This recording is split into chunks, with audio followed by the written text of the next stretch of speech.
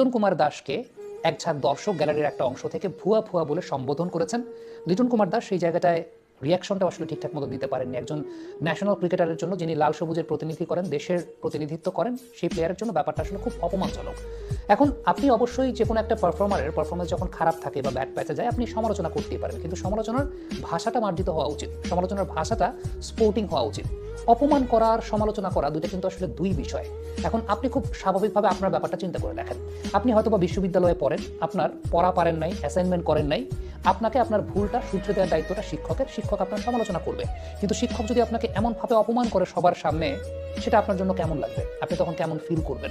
কিংবা আপনি কর্মক্ষেত্রে আপনি কাজ করেন, আপনি কোনো একটা কাজ ভুল করেছেন, আপনার কাজের সমালোচনা, আপনার ভুল ধরিয়ে দেওয়া এবং এই কাজটা ভুল করার কারণে প্রাতিষ্ঠানিকভাবে কি কি ক্ষতি হয়েছে সেই ব্যাপারটা আপনার সামনে তুলে ধরা, কিন্তু আপনাকে সবার সামনে অপমান করা, আপনাকে এমনভাবে আঘাত করা যেটা আসলে অপমানজনক, অশোভন, সেটা আপনার কাছে কেমন লাগবে একটু আপনি চিন্তা করে দেখবেন।